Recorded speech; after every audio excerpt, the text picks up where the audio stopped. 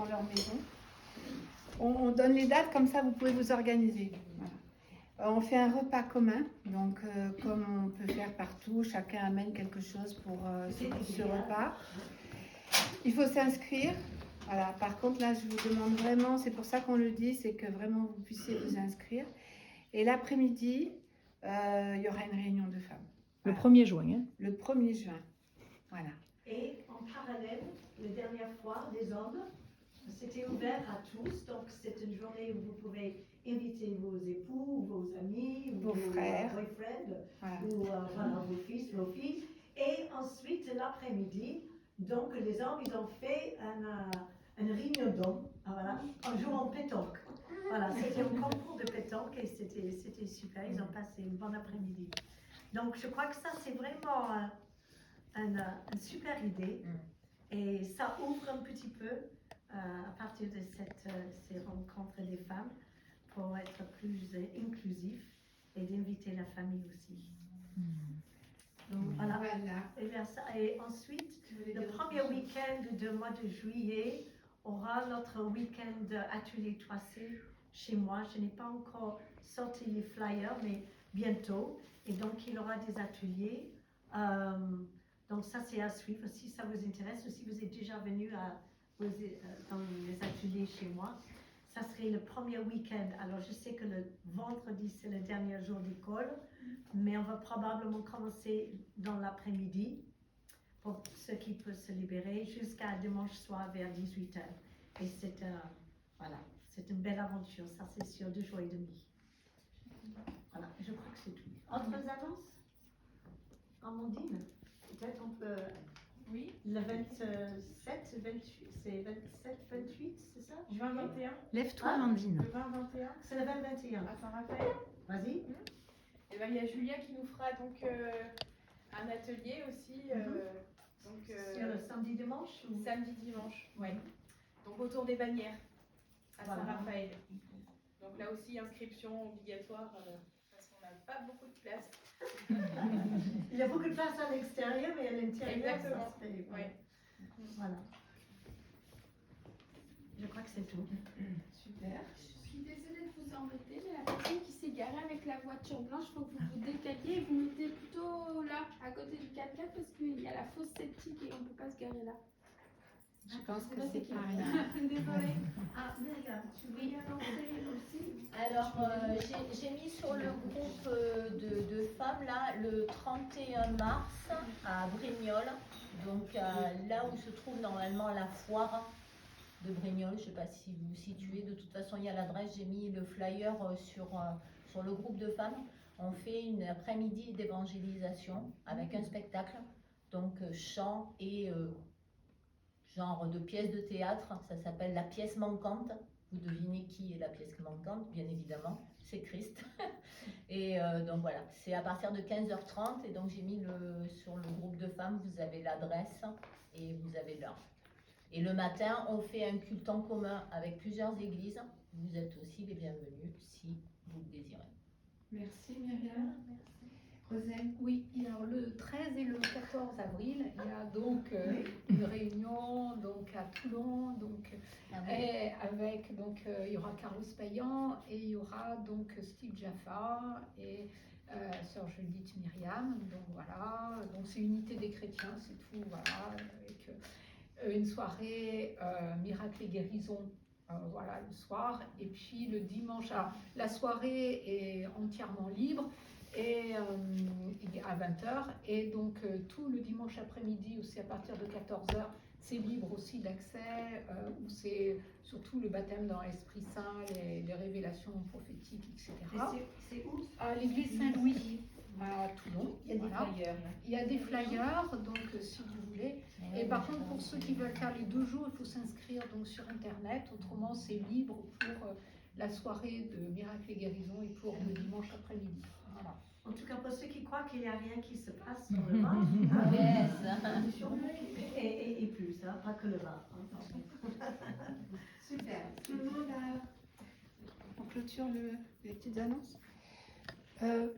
Pour un côté pratique de ces réunions, je voulais juste rajouter un petit quelque chose. On a toujours un temps de prière à la fin pour pour celles qui le souhaitent. Par contre, je vous demande d'être respectueuse, de ne pas prier les unes pour les autres pendant ces moments. Voilà. C'est juste un temps où on croit qu'il y a une onction qui est libérée collective. Et voilà, c'est juste ça. Après, merci. Donc, voilà. Je vais vous partager en fait donc, la pensée que moi j'ai reçue pour aujourd'hui. Donc, on l'a appelé fleurir ou refleurir. Vous savez pourquoi? Parce que nous sommes le 23 mars, donc il y a 2 jours, c'était le printemps. Voilà. Donc, ça, c'est une super nouvelle. D'ailleurs, avez-vous vu la magnifique bannière que Marine a fait pour cette occasion? C'est beau, hein? Les artistes, ouais, comme on a besoin d'eux. Alors, du coup, c'est pour ça que nous abordons ce thème aujourd'hui.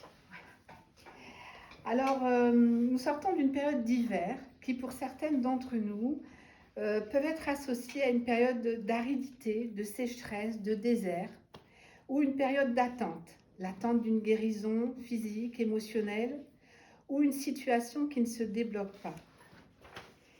Ça peut être pesant, on peut être découragé car ça fait longtemps qu'on attend. Et on a toutes, je pense, vécu ou on vit encore parfois des moments comme ça. Ça peut être aussi une saison de deuil. Ou simplement l'hiver qui passe et qui nous a fait un peu perdre de nos saveurs, de nos couleurs. Et on s'est un peu recroquevillé sur nous-mêmes. Alors pour toutes ces raisons, on peut se sentir comme une terre desséchée.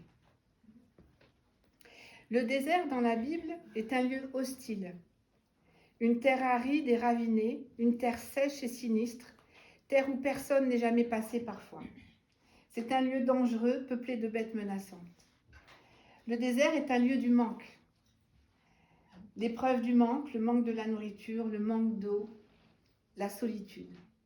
Jésus lui-même fut tenté au désert et il y résista à toutes les tentations. Le désert peut être aussi un lieu pour faire des choix importants. Parfois aussi, le Seigneur, il nous met au désert. Pour recevoir des directions, avoir plus de discernement et une sorte de voie d'accès à la vérité. Alors, pourquoi je vous parle de ça? Je crois que plusieurs d'entre nous sont en route, en chemin, pour rentrer dans une nouvelle saison pour leur vie. Et les 2 versets que j'ai reçus pour aujourd'hui, le premier, c'est dans Ésaïe 44, verset 3. Et il dit ceci: « Car je vais arroser le pays qui meurt de soif et faire couler des ruisseaux sur la terre desséchée. » Le pays, c'est toi, c'est moi. Ma terre, c'est moi, c'est ma vie, c'est ta vie. Et je vais répandre mon esprit sur tes enfants et ma bénédiction sur tes descendants. Amen. Dans Ésaïe 35, au verset 1, il est dit aussi ceci: « Que le désert et la terre aride manifestent leur joie. Que le pays sec s'émerveille et se couvre de fleurs aussi belles que les lys. Oui, qu'il se couvre de fleurs et qu'il s'émerveille à grands cris. On pourra voir la glorieuse présence du Seigneur. Voici justement les promesses dont nous avons besoin. Je répandrai des eaux sur celui qui est altéré. Nous recevrons la grâce que nous souhaitons. Il répondra à tous nos besoins et bien au-delà encore. L'eau apaise la soif et rafraîchit le corps. Vous serez rafraîchis et restaurés. L'eau réveille la vie végétale lorsqu'elle est endormie. Votre vie sera renouvelée par sa grâce. L'eau fait pousser les bourgeons et gonfler les fruits. Vous porterez aussi des fruits pour le royaume de Dieu, et les fleurs que nous sommes vont pouvoir pousser, croître, s'affermir, s'embellir et répandre un doux parfum. Voici la part que moi j'ai reçue pour aujourd'hui. Je crois profondément, quand le Seigneur y parle, c'est que plusieurs d'entre nous, moi, il y a des domaines de ma vie aussi, je me sens sèche, aussi où j'attends aussi des choses depuis longtemps que je n'ai pas vu encore arriver. Et tout ce que je viens d'exprimer, je peux me retrouver là-dedans. Et je pense que plusieurs d'entre vous, je vous connais certaines un petit peu, je pense que plusieurs d'entre vous peuvent être dans cette attente et dans cette ressenti de sécheresse émotionnelle ou physique. Voilà. Ce que je crois par contre, c'est que quand Dieu il parle et quand Dieu il donne une direction, ce que je crois, c'est qu'il a prévu de déverser son esprit et en effet de venir rafraîchir les vies. Je crois en sa parole. Et voilà, je vais laisser la place à Marie qui va venir apporter un témoignage de sa vie. On va donner plusieurs témoignages de vie cet après-midi où, malgré les saisons difficiles, malgré les saisons d'aridité, de sécheresse, le Seigneur a étendu sa main et a fait germer et croître et fait grandir et fait pousser là où on pensait que la vie ne pousserait plus. Voilà. Alors Marie, tu veux venir ? Et puis, merci parce que Géraldine m'offre toujours l'opportunité de m'exprimer, mais ce n'est pas quelque chose d'aisé et de facile pour moi. Je ne sais pas si vous êtes comme moi, mais de temps en temps, on se dit, mais Dieu, il ne me parle pas. Parce qu'on voudrait toujours entendre sa direction, sa voix, son mot. Et ben, tout au long de ma vie chrétienne, maintenant, ça fait quelques années, en fait, il est là. Il est là. Et quand on préparait ces temps, moi j'étais partie sur une autre direction et on apprend à travailler en équipe. Et Géraldine, elle m'a recentrée sur le thème. Et en fait, je me suis dit, je me suis trouvée désemparée. Je me dis, mais de quoi je vais parler alors? Et j'avais même pas lu le verset qu'elle avait choisi, Ésaïe 44. Je l'avais pas lu parce que moi j'étais tombée sur Ésaïe 35. Sur le désert et la terre aride se réjouiront, le lieu stérile sera dans l'allégresse et fleurira comme la rose. Et moi, ça me parlait plutôt de nos racines. Hein, on se dit que hein, c'est notre rocher, donc si on n'est pas enraciné en lui, eh ben on peut vaquer par les flots et les tempêtes de la vie. Et mercredi dernier, en fait, dans une réunion de prière, Dieu m'a parlé. Alléluia. Et il m'a dit, je t'ai choisi. Waouh. Et toute là, il nous a choisis. Si vous êtes là aujourd'hui, c'est parce qu'un jour, il vous a choisi. Et c'est dans ce passage, justement d'Ésaïe 35, où il est dit, c'est Dieu qui parle à Jacob. Écoute maintenant, Jacob, mon serviteur, Israël que j'ai choisi. Ainsi parle le Seigneur, celui qui t'a fait et qui te façonne depuis le ventre de ta mère. Et on dit souvent que même si nos parents ne nous ont pas choisis, lui, il l'a fait. Amen. Celui qui est ton secours. N'aie pas peur, Jacob. N'aie pas peur. Vous, n'ayez pas peur. Je t'ai choisi. Quel privilège. Et des fois, on ne se rend pas compte dans les situations qu'on vit. Mais moi, il y a 22 ans de ça, il s'est passé un drame dans ma famille. Et pendant que ce drame s'est passé, moi, j'attendais ma fille. J'étais enceinte de Marianne, qui a maintenant 22 ans. Et ce drame s'est passé, donc, il y a 22 ans, mais c'était mon frère qui était malade. Il était parano et schizophrène. Et il pouvait avoir des crises. Mais ma maman, c'était son petit garçon qui allait guérir. Et mon papa, c'était le chef de famille. Il fallait qu'il fasse quelque chose pour que cette situation change. Parce que c'était très lourd à vivre. Donc moi, j'étais mariée avec Philippe et j'étais enceinte. Et je me suis toujours dit, un jour, il se passera un drame. Je ne savais pas comment, je ne savais pas... Mais je savais au fond de moi qu'il allait se passer un drame. Et ce jour-là, mon père a décidé de protéger sa famille, le reste de sa famille. Et l'ennemi avait bien joué, mais ça c'est Dieu qui m'avait parlé après. Et ce matin-là, après une crise, il a pris une arme à feu qu'il avait récupérée, parce que tout était pensé, le diable avait bien joué.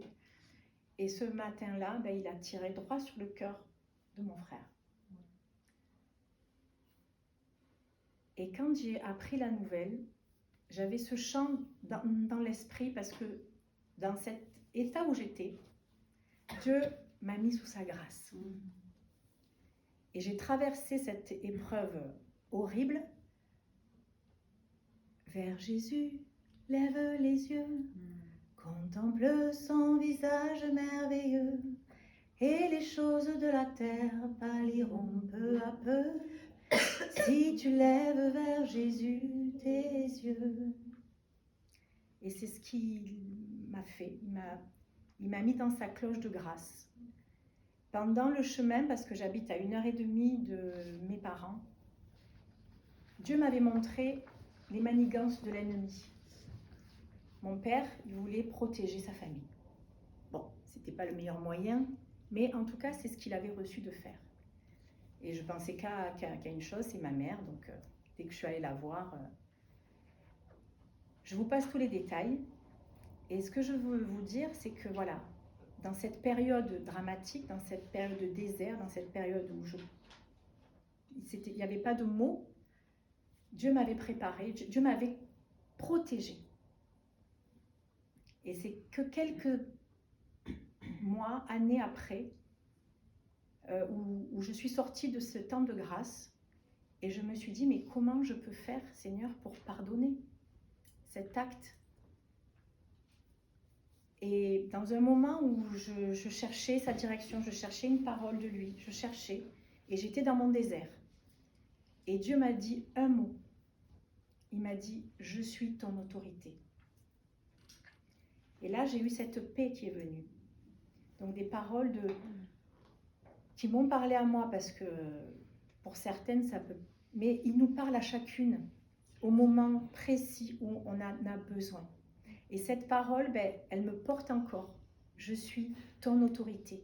Quand on ne sait plus, que rien ne va, il est notre autorité. Et moi, je suis toujours fascinée de voir les fleurs pousser en plein bitume, en plein béton. Il y en a une qui pousse là, en plein milieu de nulle part. Et pourquoi elles arrivent à pousser? Parce qu'elles ont des racines profondes. Elles ne prennent pas racine dans le béton, elles ne prennent pas racine dans les galères, elles ne prennent pas racine dans les soucis, mais elles prennent racine en profondeur dans le cœur de Dieu, dans le cœur de Jésus. Et c'est vrai qu'on apprend, c'est pas évident, mais les moments qu'on vit d'intimité avec lui, c'est là où on apprend à approfondir nos racines. Rien ne peut nous séparer de son amour. Le chant qu'on a chanté, il est si parfait. C'est Stephen Curtis Chapman qui l'a écrit. Et lui aussi, il a vécu un drame. Mais il n'a pas lâché la main de Dieu pour autant.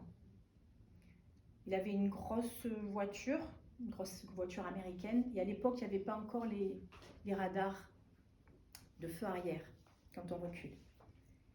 Et un drame s'est passé, il a écrasé son propre enfant. Et il est décédé. Alors là, si vous n'êtes pas profondément ancré avec Dieu, on peut perdre la foi. Mais lui, il s'est ancré encore plus profondément. Et il nous a écrit ce chant. Et ce chant, il me porte beaucoup toute ma vie. Même quand j'ai des entretiens avec des personnes, ben je chante ce chant. Alors il est facile à chanter, même a cappella, même quand j'ai pas Phyllis ou Philippe avec moi à la guitare. Mais ce chant, je pense qu'il vous a parlé. Hein, et moi je vous encourage à approfondir avec lui des moments de cœur à cœur. Je sais que c'est pas toujours évident, mais des moments comme ça, j'ai plein d'activités, je travaille, je fais une formation, pasteur, musicien, chanteuse. Mais quand ils m'ont choisi, je me suis dit, encore un truc à faire? Mais non, c'est merci Seigneur, parce que c'est des temps où je peux approfondir encore plus le cœur de Dieu. Et c'est un exercice qu'on doit faire toutes. Parce que quand on écoute une prédication, on prend les fruits de quelqu'un d'autre. Mais quand on passe du temps dans sa présence, dans sa parole, on porte des fruits. Voilà. Merci. Merci Marine. Marine, tu veux venir?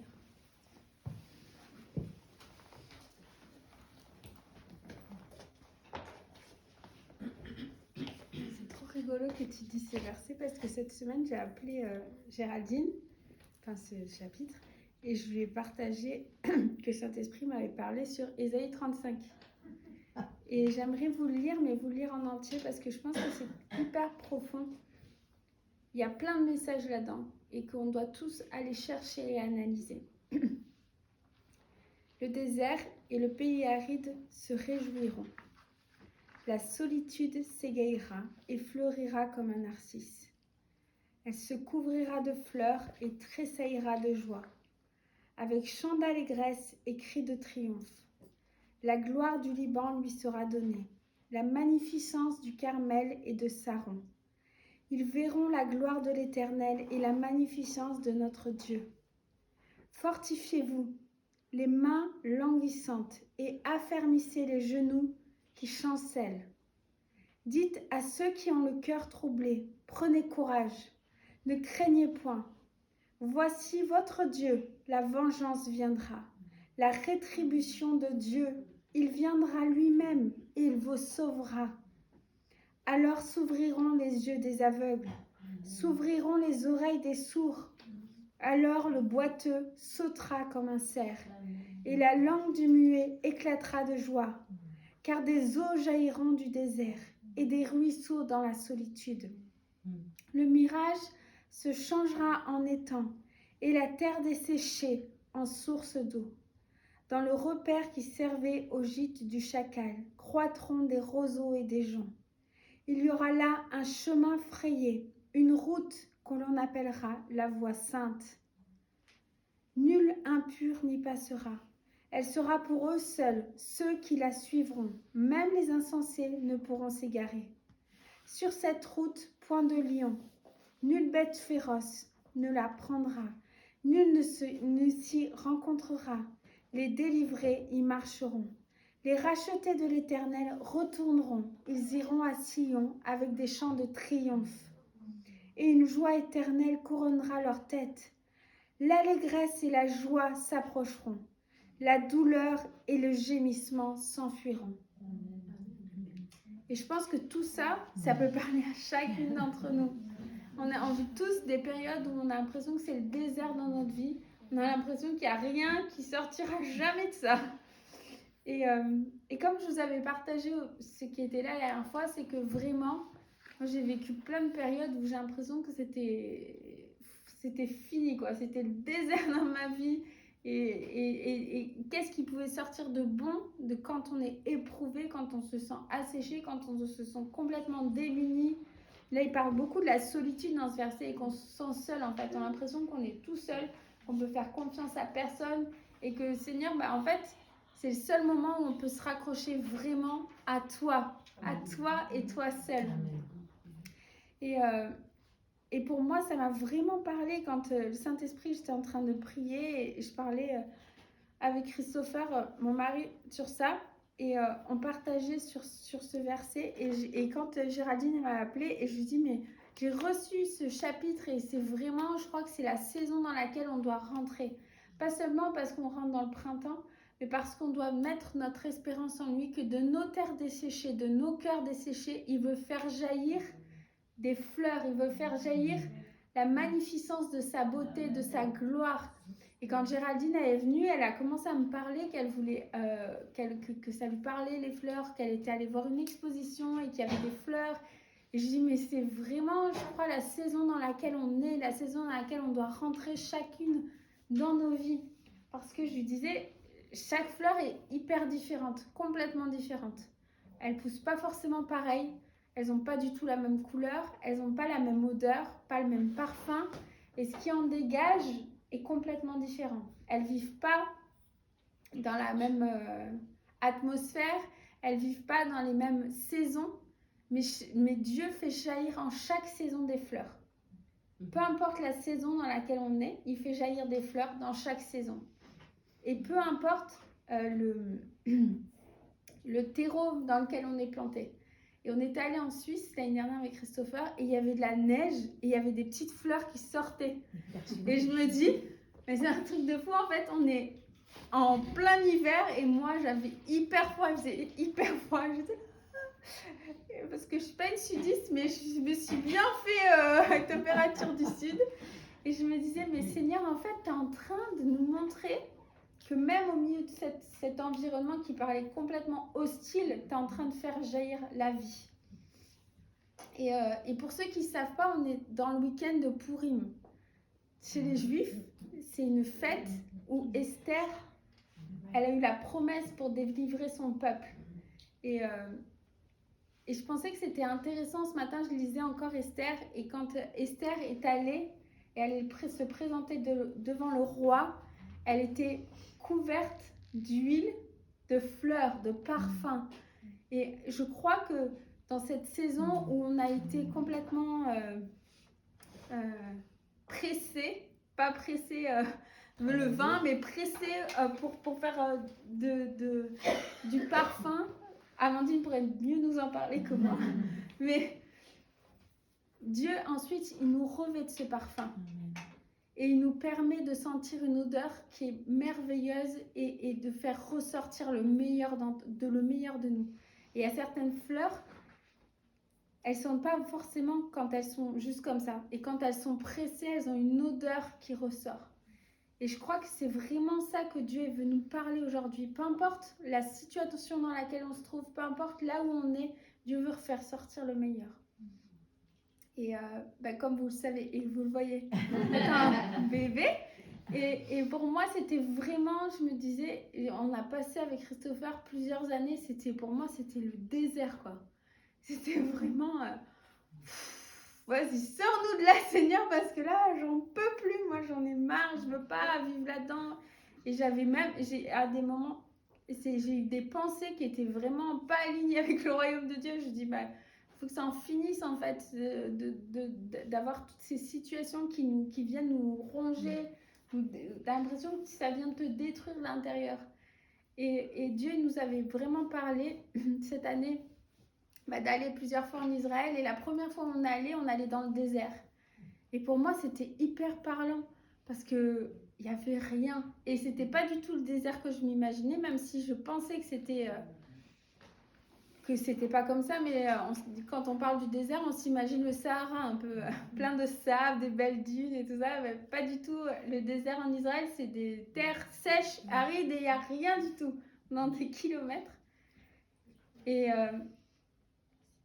Et Dieu nous avait donné une parole avant qu'on parte et il nous avait dit, ce qu'elle disait tout à l'heure, Géraldine, que Dieu nous a, la parole qui est dans Osée, je crois, qui dit que Dieu nous a attirés au désert pour parler à nos cœurs. Ouais. Et il nous avait vraiment donné cette parole quand on est allé et Dieu, il nous a vraiment parlé très, très profondément quand on était là-bas. Et il nous a dit, mais je veux vous parler à votre cœur, je veux venir entretenir.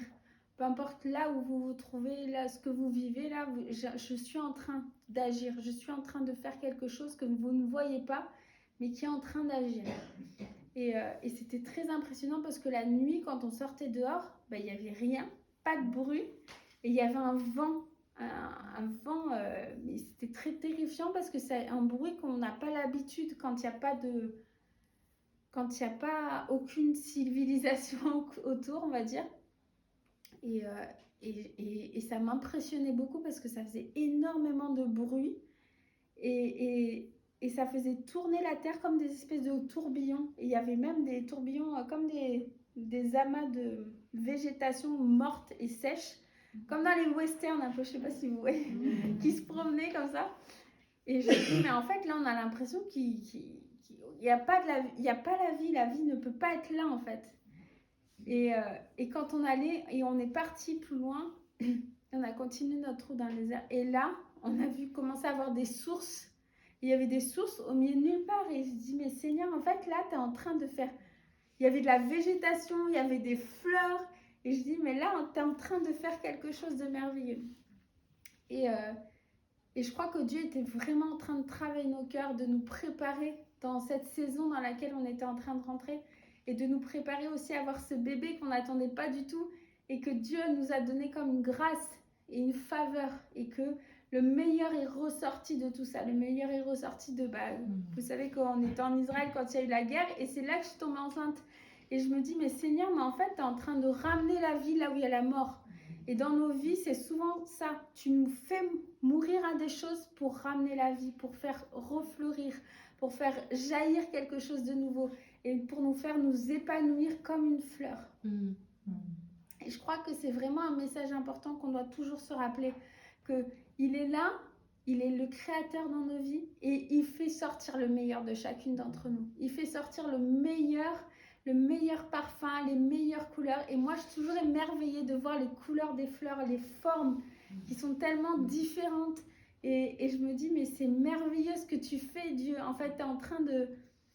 Dans chacune d'entre nous, on est des fleurs et Dieu nous fait nous épanouir d'une façon qui est complètement différente. Et quand on s'associe tout ensemble, c'est encore plus beau parce que ça fait un parfum et aussi des couleurs qui sont merveilleuses et qui sont à l'image de notre Créateur.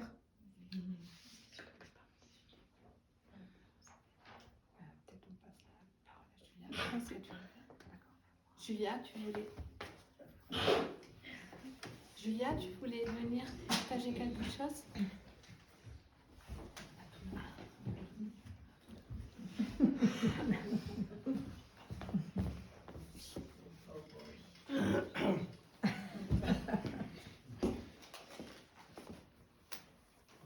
Tellement impressionnée de voir comment Dieu il nous parle. Et très souvent, vous avez remarqué que on va peut-être à l'église dimanche matin, on va entendre le message et ensuite on va se trouver peut-être ailleurs la semaine après. En tout cas pour mon mari et moi qui voyagent pas mal, on est toujours étonné de voir qu'il y a quelque chose dans l'air et on voit qu'en fait il y a une logique. C'est comme s'il y a Dieu, il va enseigner son peuple. Sens large du terme, au même temps par rapport à certaines choses, par rapport au temps dans lequel nous sommes, les saisons dans lesquelles nous sommes. Et donc, très souvent, j'entends des choses parfois sur Facebook et tout sorte de... ça coordonne ensemble pour nous amener quelque part, mais ensemble.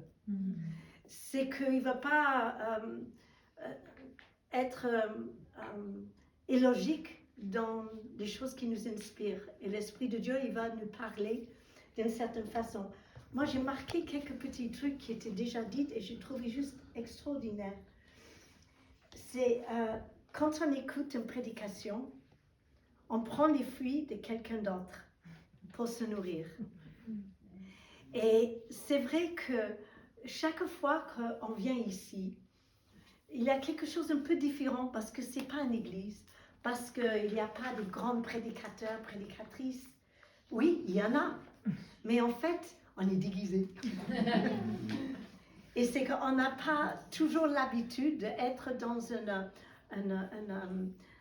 endroit où on peut écouter tranquillement et être enseigné par l'Esprit de Dieu à travers des bouches des personnes qui n'ont pas toujours l'habitude de parler ou par des personnes timides. Ils vont donner leur témoignage et ça va être tellement puissant, mais ce n'est pas la sorte de choses qu'on entend le dimanche matin à l'église. Vous comprenez ce que je veux dire? Et ce sont des richesses cachées qui sont dans les cœurs des femmes, qu'on peut se permettre de partager, on peut oser, parce qu'on est en sécurité, parce qu'on est entre nous. Et parce qu'on peut comprendre, il n'y a pas de jugement, il n'y a pas de critique à faire. Il a juste un témoignage de dire, voilà, j'ai vécu ça. Et voilà comment Dieu s'est révélé à travers cette épreuve et qui m'a permis de rebondir chaque fois. Et je trouve merveilleux. Et ce que j'ai marqué dans mon cahier, c'est que chaque fleur est en fait une promesse pour le fruit qui va venir. Parce qu'il n'y a jamais un fruit ni sur un arbre, ni sur une fleur, qui n'est pas comment dire, une publicité pour le fruit. Une fruit est obligé d'avoir une fleur avant. Et la fleur, elle est tellement fragile, parfois elle semble très costaud, mais ils ont besoin d'être pollinisés, ils ont besoin d'être cultivés, ils ont besoin d'être dans la lumière, d'être abreuvés, parce que sinon, eh bien, la fleur, c'est la saison dans laquelle beaucoup d'entre nous sommes. Moi, je refleuris, on peut dire ça, un petit peu, comme beaucoup d'entre nous. Je ne suis pas le seul, mais je sais que la fleur, c'est pas juste la fleur, parce que la fleur est précurseur du fruit qu'il va porter. Et je pense souvent à Pierre, à Paul, pardon, l'apôtre Paul, qui était en prison, et qu'il avait ce sentiment que plus rien, que sa vie était peut-être, il était enfermé en 4 murs, il était emprisonné dans son domicile pendant plusieurs années, 3 ans, je crois. Et il aurait pu faire la déprime, il aurait pu remettre en question ses racines, mais comme Marie disait, ses racines étaient tellement en profondeur, il se disait, ok, voilà ma situation, qu'est-ce que je peux faire pour que ce qui est à l'intérieur de moi continue de porter du fruit.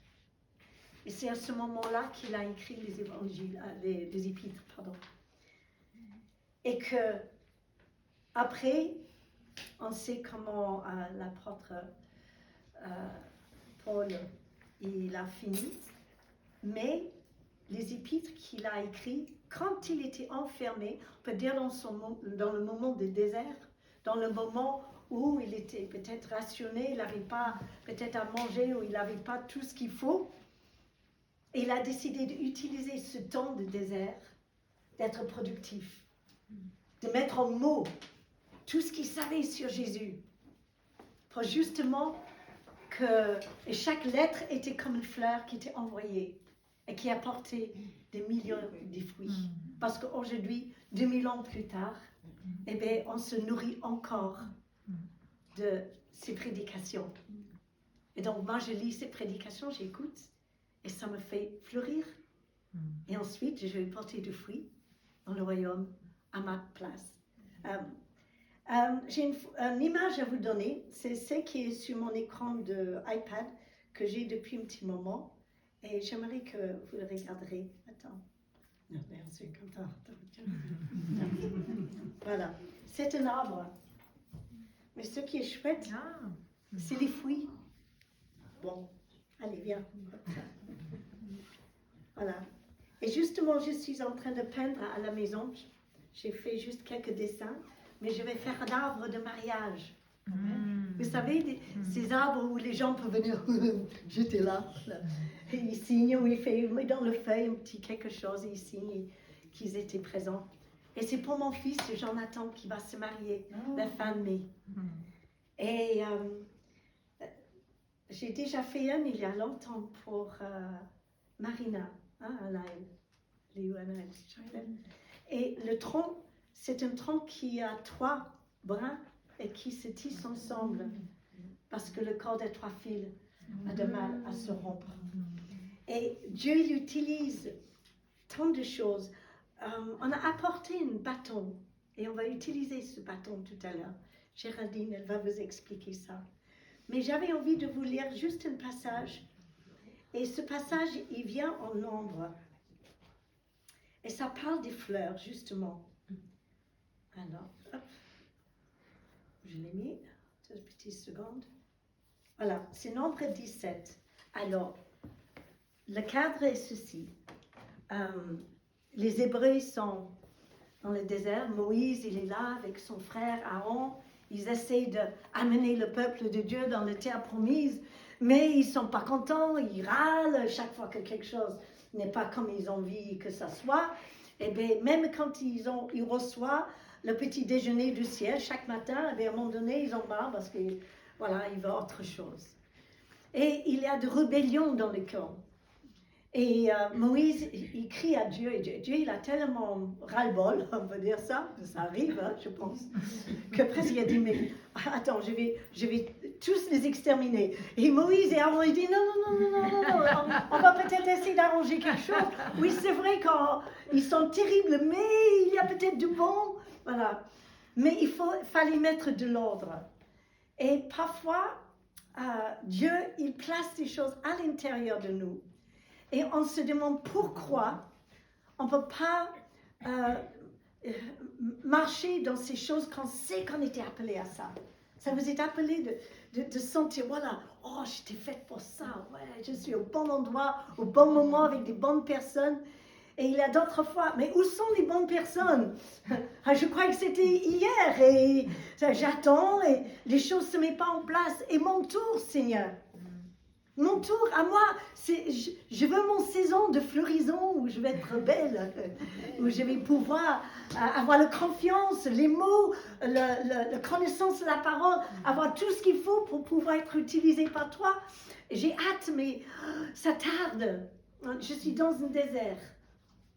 Et alors, il y a cette situation, c'est que Moïse, il dit, OK, on va prendre une personne de chaque tribu d'Israël, donc 12 responsables.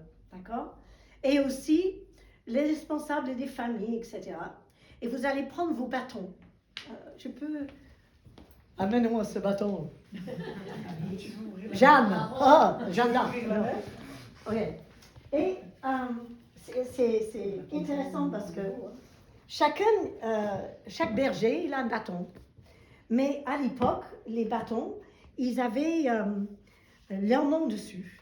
Et Moïse et Aaron disent, OK, non, Moïse dit, je veux que chacun marque son nom sur son bâton. D'accord? Et le bâton d'Aaron sera le bâton de la tribu de Élie. Non, de Lévi. OK. Heureusement, des plusieurs, puis les voilà. Alors, et donc, Aaron, il marque son nom sur le bâton.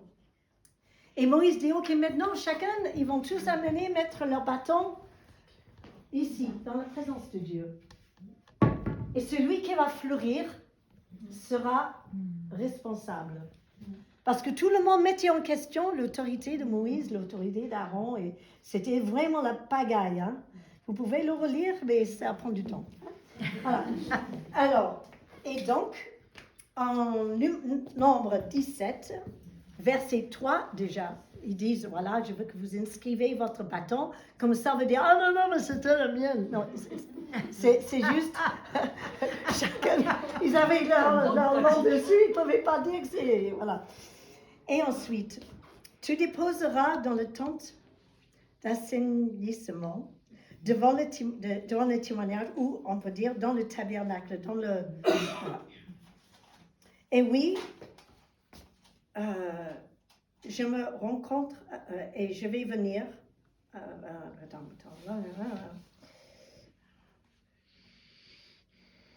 C'est pas ça. OK, c'est celle-là. Moïse... non, pourquoi c'est en anglais? Moi, je ne le vois pas en anglais. OK, excuse-moi. Oui, viens le lire. Viens. Si, toi. Mais tu peux le lire bien pieds nus. Hein? D'ailleurs, c'est encore mieux pour tes racines. Voilà. Là, ici. Oui. Ici. Tu les déposeras dans la... Tu les déposeras dans la tente d'assignation devant le témoignage où je me rencontre avec vous.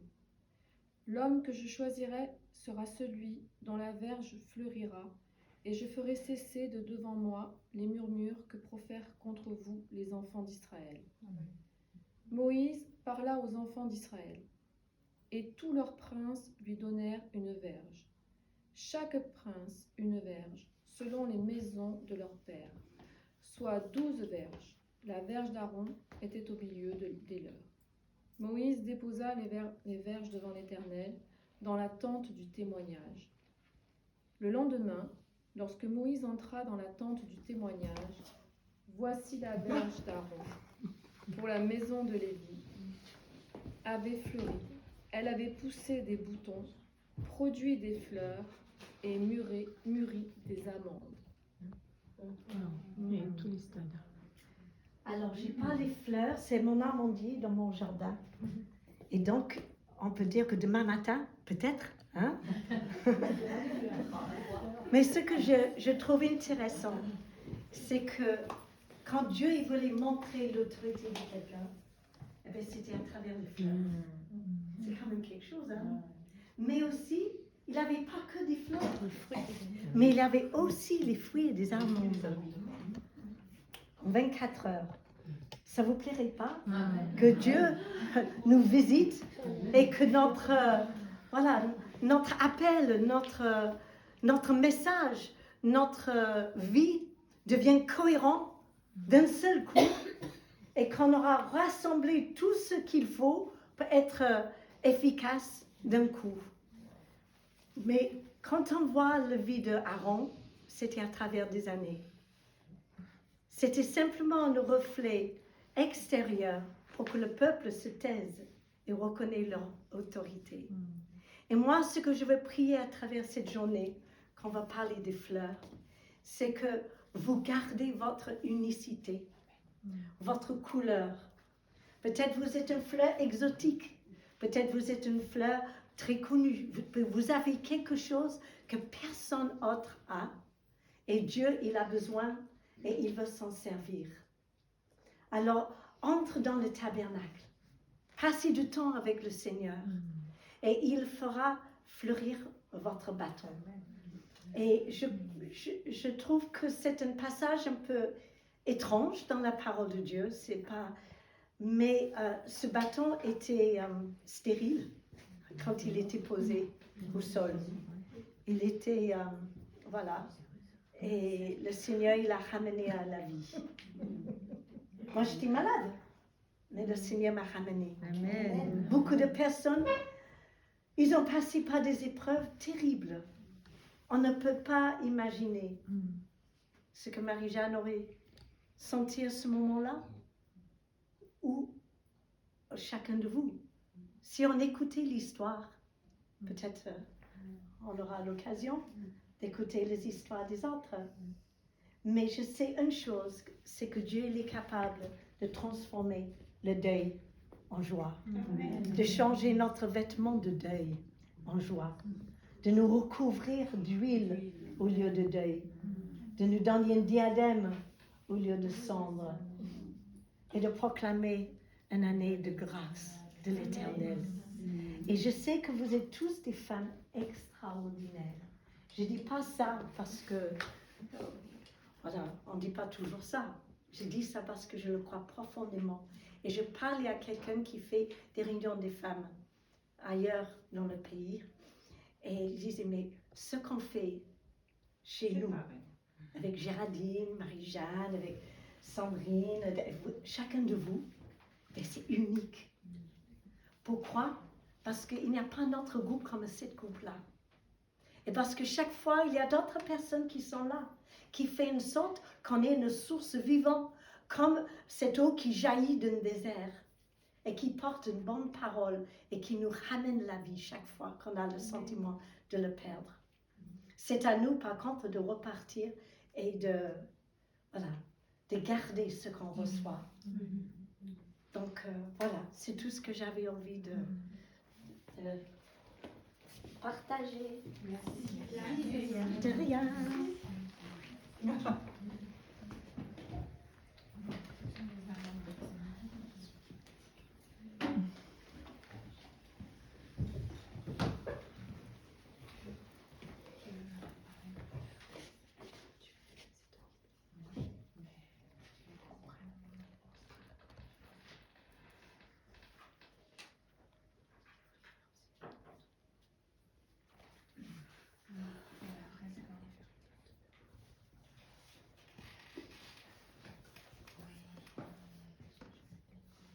Ah, j'ai oublié une chose.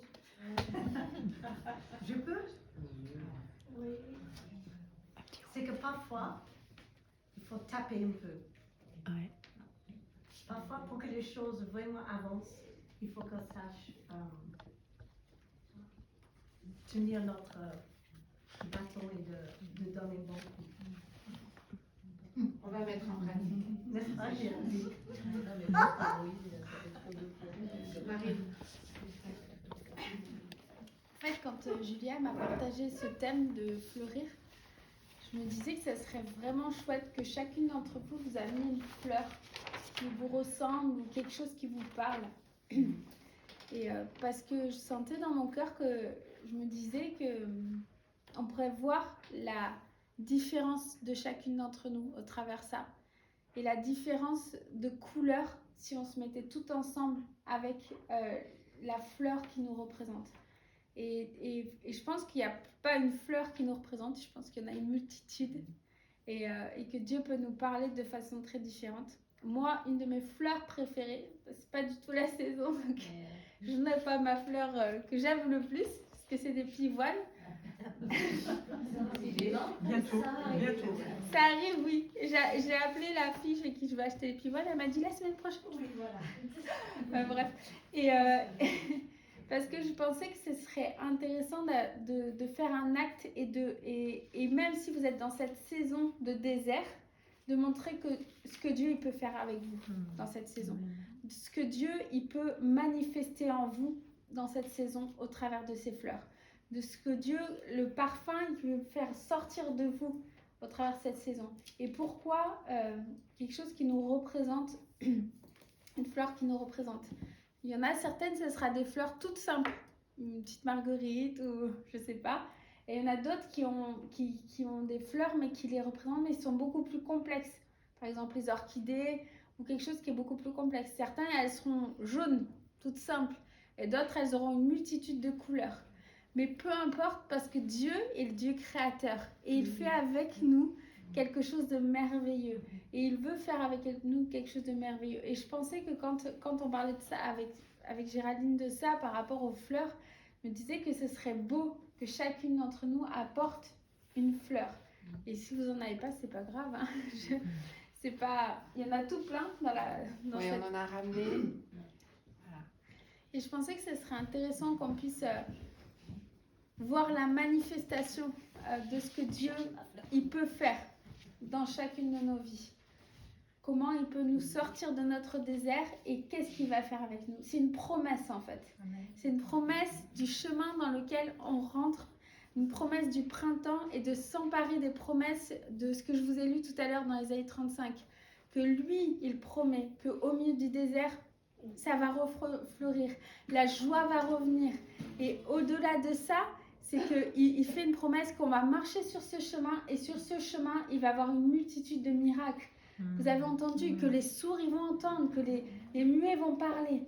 Et ça peut être dans le naturel, mais aussi dans le spirituel. Des fois, il y a plein d'endroits dans notre vie où on n'arrive pas à parler, on est muet. Des fois, ce qu'elle disait Marie, on n'entend pas Dieu nous parler, ça nous déstabilise. Ou on est dans une saison où on boite et on a besoin de quelqu'un pour venir nous aider. Et il a besoin de quelqu'un pour venir nous aider parce qu'on a besoin de quelqu'un qui nous aide à marcher sur ce chemin. La voie royale. Et c'est une voie sacrée dans laquelle Dieu veut nous faire marcher, chacune d'entre nous, aujourd'hui. Et peu importe le stade où on est, je crois que si on est ensemble, chacune ensemble, aujourd'hui, c'est parce que Dieu, il veut nous permettre ensemble de marcher sur ce chemin. Il veut nous permettre ensemble de nous tirer les unes vers les autres. Il y en a qui sont tout devant. Et il y en a qui sont plus à l'arrière. Mais on doit être sur ce chemin ensemble pour pouvoir marcher les unes avec les autres, pour pouvoir s'encourager, pour pouvoir avancer et croire en la promesse merveilleuse que Jésus est là sur ce chemin et qu'il nous attend. Peu importe notre désert, il est sur notre chemin. Il veut faire jaillir une fleur magnifique en nous. Il veut faire jaillir un parfum merveilleux. Et je crois que c'était pour ça que voilà, j'avais cette idée et Géraldine était d'accord avec cette idée. Elle trouvait que c'était une bonne idée. Mais bien sûr. Que nous puissions ramener chacune une fleur parce que cette fleur, c'est la promesse de ce printemps dans lequel on rentre. C'est la promesse que Dieu va faire quelque chose de merveilleux avec nous. C'est la promesse qu'il fait jaillir en nous quelque chose de merveilleux.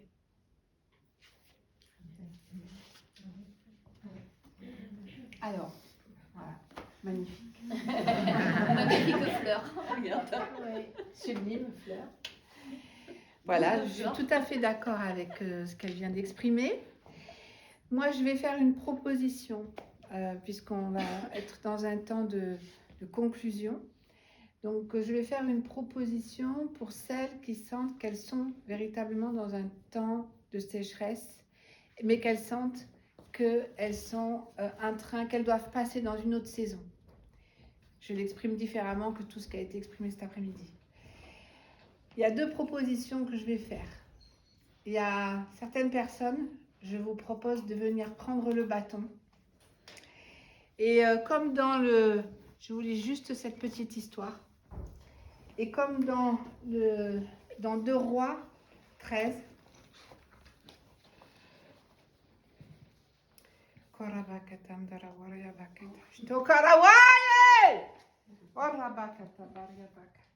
alors, pour celles qui sont conscientes d'être dans une terre desséchée et qu'elles doivent rentrer dans une nouvelle saison, nous allons vous proposer de prendre un bâton et d'en taper le sol comme un acte prophétique, comme quand Élisée dit au roi d'Israël dans 2 Rois 17, il lui demanda d'abord de tirer une flèche. Cela représente une flèche de délivrance de la part de l'Éternel et ainsi lui donner la victoire contre l'armée des Syriens. Et ensuite, Élisée dit au roi d'Israël, frappe contre terre, et il frappa 3 fois. L'homme de Dieu s'irrita contre lui et lui dit qu'il fallait frapper 5 ou 6 fois et tu lui aurais battu jusqu'à leur extermination. Alors, comme tu as frappé 3 fois, tu les battras 3 fois. Je vous propose à travers cet acte prophétique de prendre une position de victoire et de foi pour entrer dans la nouvelle saison qui s'ouvre devant vous.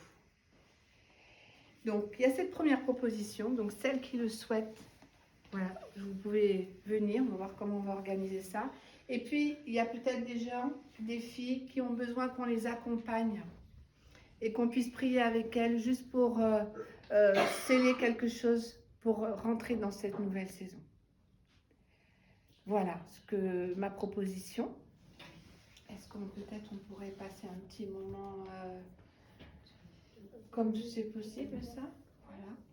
Et puis, on va voir comment les choses vont se dérouler. Voilà. Mais je crois vraiment qu'il ne faut pas passer à côté de ce moment pour toutes. Voilà, il y a vraiment une saison nouvelle. Et ce que je voulais dire, c'est que le fait de frapper avec le bâton le sol, c'est aussi pour dire je casse ce qui est desséché dans ma vie et j'appelle l'eau à jaillir. Amen. C'est ça que ça veut dire. Cet acte prophétique, c'est pas pour faire un acte prophétique, c'est véritablement se positionner dans la foi et de façon victorieuse, mais de croire que Dieu, aujourd'hui, tout ce qui a été dit, vous pouvez vous en saisir et que Dieu va déverser son esprit sur vos vies. Et là où c'est sec, eh bien l'eau va se mettre à couler. Voilà ce qui est l'invitation du Seigneur cet après-midi. Oui, parce que parfois Dieu il fait jaillir l'eau dans le sol, mais parfois il faut y aller le chercher. Mais je crois qu'il y a un peu de ça. Et il y a certaines puits qui sont peut-être bouchés. Et que nous, je ne sais pas si vous avez vu des photos de chez nous, on était inondés. Hein? Je veux dire, c'était vu sur le lac. Et après 3 jours, l'eau est partie. Mais il y a un arbre dans le coin du terrain à côté de chez nous. Et en bas, c'est une chaîne. Et en bas de cette chaîne, il y a un trou. Et l'eau, il coule dans ce trou. Sauf que quand elle est bouchée. Et quand elle est bouchée, ben, l'eau, il ne peut pas évacuer. Et donc, Claude ou mon frère Richard, il va partir avec un grand bâton pour déboucher parce que c'est une averne. On dit une averne, non? L'eau. C'est un trou dans le sol. Trou dans le sol qui va dans les nappes qui va dans les nappes phréatiques. Et il faut le déboucher. Voilà, il faut sortir l'eau dans le bain. Donc, c'est aussi de taper au sol. C'est une façon de déboucher ces puits. Boucher. Alors on peut peut-être se lever et puis on va chanter un chant. Et voilà. Celles qui sont concernées, qui ont vraiment besoin, qui ont envie de recevoir en tous les cas quelque chose, voilà. Je vous invite à vous avancer. Et puis, et puis voilà, on va voir comment le Seigneur est conduit ce moment. Tester le truc.